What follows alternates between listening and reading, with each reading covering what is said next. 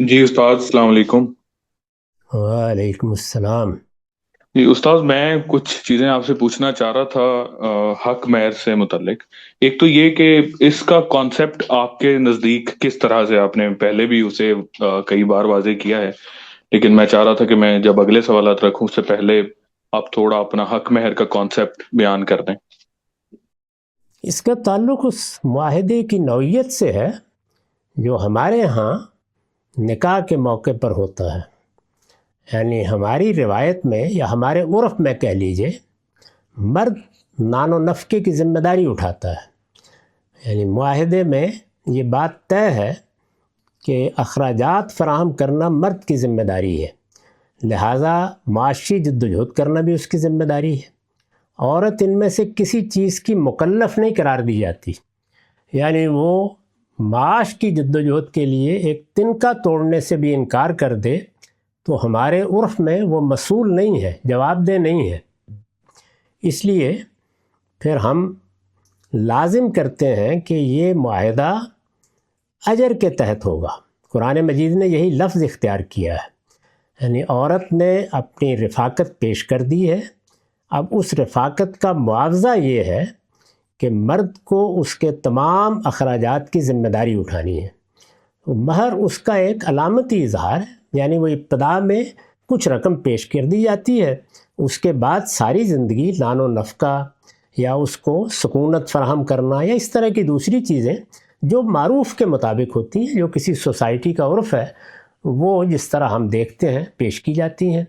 तो अगर किसी मौके पर मिसाल दे रहा हूँ बात समझाने के लिए, ये तय हो जाए कि नहीं, मर्द और औरत दोनों ज़िम्मेदार होंगे और दोनों बराबर के ज़िम्मेदार होंगे, तो फिर महर बिल्कुल बेमानी हो जाएगा। कोई वजह ही नहीं है उसकी कि महर दिया जाए। उसमें तो फिर कोई दूसरा ही तरीका इख्तियार करना पड़ेगा कि ये मुआहिदा संजीदा हो जाए। जी उस्ताद, इसमें एक दफा आपकी किसी वीडियो में आपने इसको एक टोकन के तौर पर भी, एक यानी कि टोकन का लफ्ज आपने इस्तेमाल किया था। हम देखते हैं सोसाइटी में बहुत सारे केसेस भी हमारे पास इधर अदालतों में आते हैं कि लोगों ने डेटरेंस के तौर पे भी हक महर को इस्तेमाल वो लोग करते हैं, जिस तरह से कि बहुत ज्यादा हक महर लिखवा लिया, और वो इसलिए लिखवाया ताकि तलाक मुश्किल हो जाए और लड़की की कुछ सिक्योरिटी बन जाए।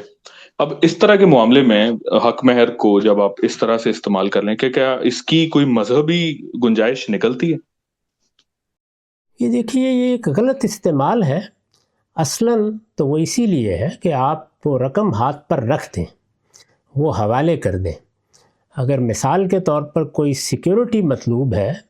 किसी ख़ास सूरत हाल में, तो उसके लिए दूसरे तरीके भी रहे हैं, वो भी हमारी रवायत में मौजूद हैं। वो ये कि एक मकान लिख दीजिए, इतनी जायदाद लिख दीजिए, तो ये तो फिर उसकी मलकियत में चली जाती है। और उससे मकसूद ये होता है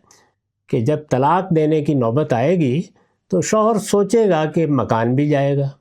या मैंने फ़लाँ जायदाद दी है तो वो भी जाएगी। उसकी बड़ी मशहूर मिसाल है जिसमें एक सहाबी ने अपना बाग दिया था और मलकियत बना दी थी, लेकिन ख़ातून ने उसके साथ निबाह करने से इनकार कर दिया। तो रसूलुल्लाह सल्लल्लाहु अलैहि वसल्लम ने तवज्जो दिलाई कि वो जो उसका बाग है वापस कर दो। तो इस तरह की चीज़ें भी हो सकती हैं।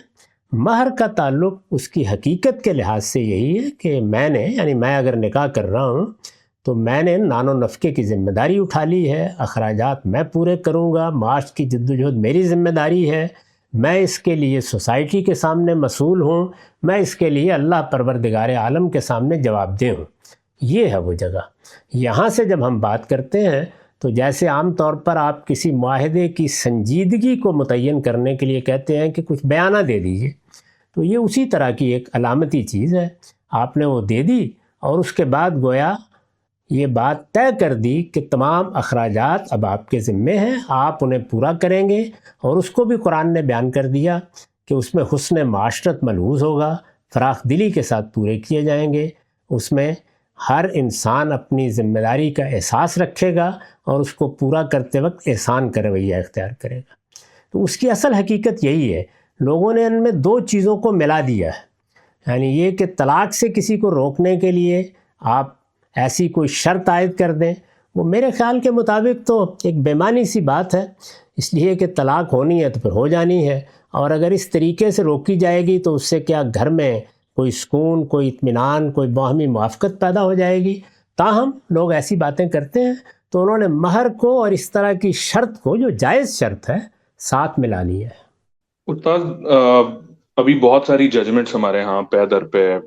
سپریم کورٹ نے بھی دی ہیں، اور باقی ہائی کورٹس میں بھی ایک مزاج ان کا نظر آتا ہے، جہاں پر حالانکہ ہمارے لا کے اندر یہ بات لکھی ہوئی موجود ہے، فیملی کورٹ ایکٹ کے اندر، کہ اگر خاتون اگر خلا فائل کر رہی ہے تو وہ اسے کچھ نہ کچھ سرنڈر کرنا پڑتا ہے، اور حق مہر کا کورٹ کو بھی اجازت دی گئی ہے، پارلیمنٹ میں کوئی ایک مخصوص حصہ کورٹ بھی اس میں چھوڑ سکتی ہے خاتون کے بہاف پہ مرد کو۔ لیکن اس کے بعد اب اس کی تشریح میں جب گئے ہیں عدالتیں، اور عدالتوں نے پھر یہ فیصلے بھی دیے ہیں کہ حق مہر جو ہے پھر وہ مینڈیٹری ہو جاتا ہے، وہ عورت کی ایک پرسنل پراپرٹی ہو جاتی ہے، وہ اس کا ایک انہیرنٹ رائٹ ہو جاتا ہے، اور وہ اسے اگر کرنا چاہے سرنڈر تو وہ کر سکتی ہے، اگر نہ کرنا چاہے تو وہ نہ کرے۔ اس سے انہوں نے پھر کورٹس کی کچھ پاورز کرب کی ہیں۔ اس سارے معاملے کو میں پھر کسی دن پوچھ لوں گا کہ آپ کس طرح سے دیکھتے ہیں، لیکن میں اس میں جو کوشچن پوچھنا چاہتا ہوں وہ یہ ہے کہ جب اس طرح کی چیزیں اتنی زیادہ مشکل بنا کے اور اتنی زیادہ مینڈیٹری کرنے کے بعد، اگر خواتین کی طرف سے اس کو ایک بزنس ٹرانزیکشن کے طور پر پھر استعمال کیا جانے لگے، یعنی کہ میرے پاس خود یہ آج کل ایک میٹر ہے، میں اسی سے متعلق پھر کچھ کلیئرٹی آپ سے بھی چاہ رہا تھا کہ مجھے مل جائے۔ اس میں یہی ہے، یعنی کہ وہ پورے کا پورا ایک سینیریو جو میرے سامنے آیا، اس میں یہی ہے کہ ایک بزنس ٹرانزیکشن لگتی ہے کہ ایک شادی ہوئی ہے، اس میں پہلے شرائط کچھ اور تھی لڑکی کی طرف سے، اور لڑکی کے سامنے حقائق کچھ اور تھے، لڑکی کی طرف سے حقائق کچھ اور تھے، لیکن بعد میں پھر شادی کے بعد چیزیں بدلیں، اور اس وقت یعنی کہ وہ شادی میں بھی وہ 1 سال تقریباً شادی چلی، اور اس کے بعد پھر یہ ہوا کہ وہ سارا معاملہ رک گیا، اور لڑکی صرف 2 ماہ، یعنی کہ اکیومولیٹولی صرف 2 ماہ اپنے سسرال میں رہی ہے، لیکن باقی سارا عرصہ وہ اپنے گھر ہی رہی ہے، اور فی الحال بھی وہ ادھر ہی ہیں، اور ان کے گھر والے بضد ہیں کہ ہم طلاق نہیں دیں گے، چونکہ یہ ایک عام پرسیپشن سوسائٹی میں ہے، اور ابھی اسلام آباد کے علاوہ زیادہ تر جورسڈکشنز جو ہیں پاکستان میں، وہاں پر خلا لینے کے نتیجے میں حق مہر سرنڈر کرنا پڑتا ہے، تو وہ بھی اسی پرسیپشن میں ہیں، اور وہ چاہ رہے ہیں کہ انہیں طلاق ہی ملے اور وہ خلا کی طرف نہ جائے، اور وہ باقاعدہ نظر آتا ہے یہ سارے کا سارا معاملہ کہ ایک بزنس ٹرانزیکشن کے طور پہ یہ سارے کا سارا معاملہ ہوا ہے، کہ ایک لمبی رقم لکھوا لی گئی ہے حق مہر کے طور پر، اور اب بس اسے لینے کے لیے کوششیں ہو رہی۔ جی ہاں، ظاہر ہے کسی بھی قانون کا غلط استعمال لوگ کرنا چاہیں تو ان کو روکا نہیں جا سکتا، لیکن میں اصل قانون کی وضاحت کر دیتا ہوں۔ یعنی مہر عورت کا حق ہے، اس کے بارے میں تو یہ بحث ہی نہیں ہو سکتی کہ وہ اس کو واپس کرنا ہے، جب دے دیا تو دے دیا۔ مہر کا کوئی تعلق عورت کے طلاق مانگنے سے نہیں ہے۔ جب وہ طلاق مانگتی ہے تو شوہر نے اگر اس کو کوئی مال جائیداد دی ہوئی ہے، وہ بیان ہوا ہے قرآن مجید میں، یعنی کسی آدمی نے نکاح کیا ہے تو ایک بڑی رقم مثال کے طور پر اس نے کہا کہ میں لازماً دے دوں گا، یا اسی طرح سے کوئی مکان اس کے نام لکھوا دیا، کوئی جائیداد لکھوا دی، اس مال کے بارے میں بحث ہو گئی کہ اب اگر میں طلاق دیتا ہوں جس طرح کہ یہ طلاق مانگ رہی ہے، تو کل تو ابھی میں نے یہ سارا مال دولت دیا تھا تو سب جائے گا، تو اس میں یہ حق دیا گیا کہ وہ باہمی طور پر معاملہ کر کے اگر کچھ چھوڑ سکتے ہیں تو چھوڑ دیں۔ اسی کی مثال ہے جس میں رسول اللہ نے یہ فرمایا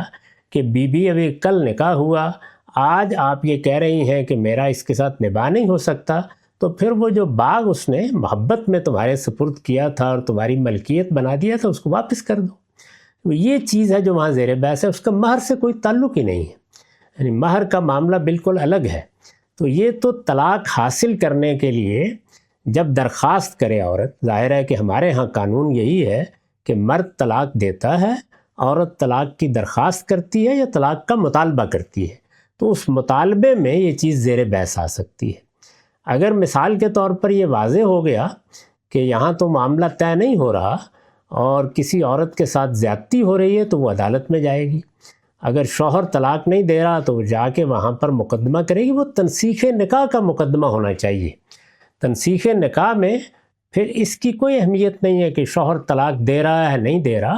وہاں عدالت حالات کا جائزہ لے گی، سب معاملات دیکھے گی، اور اگر یہ سمجھے گی کہ عورت کے ساتھ زیادتی ہو رہی ہے، اس کو الگ کر دینا چاہیے، تو وہ تنسیخ نکاح کا فیصلہ دے گی۔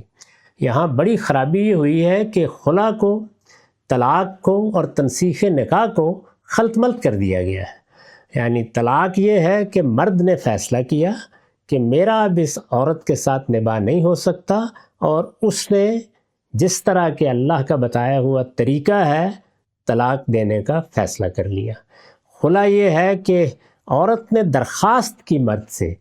کہ مجھے طلاق دے دی جائے، اس میں طلاق کا مطالبہ ہے، مرد ہی نے طلاق دینی ہے، اسی کو راضی کرنا ہے۔ اس میں یہ مسئلہ پیش آ گیا کہ مرد تو بہت کچھ مال دولت دے چکا تھا، تو اللہ تعالیٰ نے فرمایا کہ اس مال و دولت میں سے ایک پائی بھی اس کے لیے واپس لینا حرام ہے۔ البتہ عورت اگر اپنی جان چھڑانے کے لیے طلاق حاصل کرنے کے مقصد سے کچھ چھوڑنے کے لیے تیار ہو جاتی ہے تو پھر حرج نہیں ہے۔ یہ ہے پوری بات۔ اس کا تعلق مطالبہ طلاق سے ہے، جہاں پہ عورت طلاق کا مطالبہ کرتی ہے، مرد کو اسے منظور کرنا ہے۔ تنسیخ نکاح ایک بالکل الگ چیز ہے، یعنی یہ معاملہ تو گھر میں ہو جائے گا، یہ سوسائٹی کے سامنے بھی ہو سکتا ہے، لیکن تنسیخ نکاح کا مطلب یہ ہے کہ شوہر طلاق دینے کے لیے تیار نہیں ہے، اور عورت سمجھتی ہے کہ وہ اب گزارا نہیں کر سکتی، وہ نباہ نہیں کر سکتی،